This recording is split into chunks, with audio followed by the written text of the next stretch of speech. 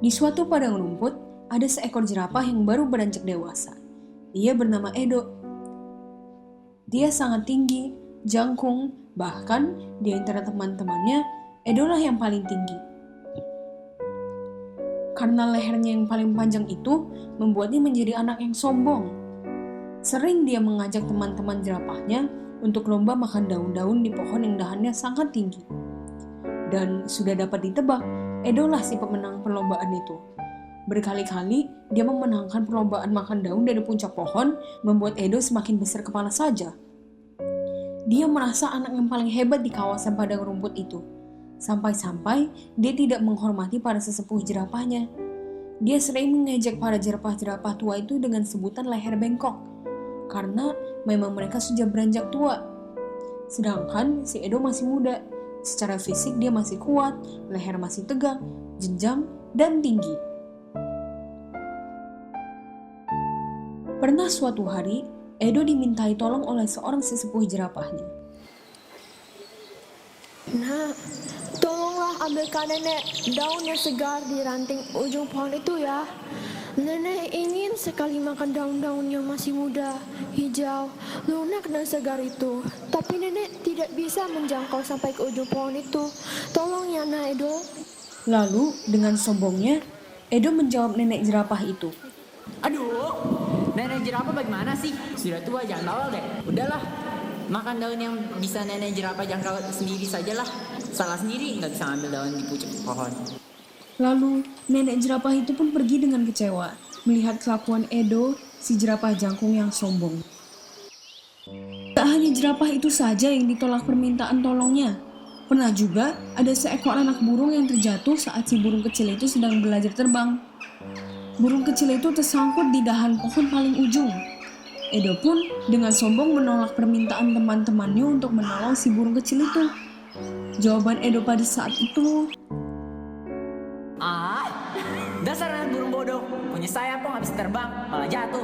Siapa suruh terbang kalau nggak bisa terbang? lalu Edo meninggalkan begitu saja. Dan akhirnya teman-teman Edo yang berusaha menolong burung kecil itu. Sampai pada suatu hari, Edo berjalan-jalan sendiri di padang rumput. Dia sedang asik melenggang bak anak yang sombong. Lehernya tegak lurus ke atas dengan kepala yang terangkat. Lalu, dia berhenti di suatu gundukan. Namun, Edo tidak sadar bahwa gundukan yang dia injak itu adalah seekor kura-kura. Seekor kakek kura-kura yang sudah berumur setengah abad. Si kakek kura-kura itu berusaha keras mengangkat tubuhnya dan berjalan maju selangkah, bermaksud agar Edo merasa bahwa dia sedang menginjak seekor kura-kura. Kemudian, Edo tersandung. Aduh, dasar kura-kura peot, aku jadi terjatuh nih. Tidak puas dengan cukup berkata-kata, Edo pun langsung menendang tempurung kakek kura-kura, yang akhirnya kakek kura-kura terlempar beberapa jengkal. Anak muda, janganlah kau sombong. Kamu masih muda, tubuhmu masih kuat. Sebaiknya sayangilah sesama makhluk hidup ciptaannya. Suatu hari nanti, kamu juga akan menjadi tua. Pasti akan banyak yang lebih hebat dan kuat darimu. Tidak lama kemudian, awan mendung datang. Mendung yang begitu tebal, langit yang sebelumnya biru cerah menjadi abu-abu kelabu. Seakan masih ingin memperlihatkan kesombongan dan kekuatannya, Edo malah tidak bergegas pergi meninggalkan padang rumput yang hendak diguyur hujan.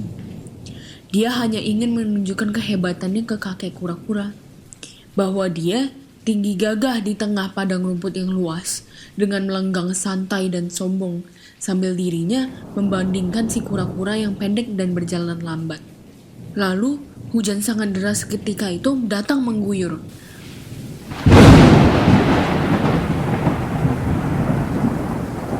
Akhirnya, Edo si jerapah jangkung itu ambruk, jatuh ke tanah.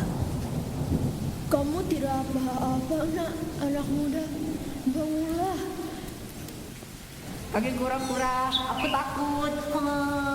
Maafkan aku ya, kakek kura-kura. Sudah menginjak tubuhmu dengan sombongnya. Walaupun kakek kura-kura sudah tua, tapi tetap kuat. tempurungmu mampu menopang berat badanku ini. Maafkan aku kakek kura-kura karena sudah menenangmu sampai terlempar beberapa langkah. Aku berjanji tidak akan menjadi anak yang sombong lagi, menolong sesama makhluk ciptaannya. Dan sejak saat itu, Edo tidak lagi menjadi jerapah yang sombong, namun berubah menjadi si jerapah yang baik hati dan suka menolong teman-temannya.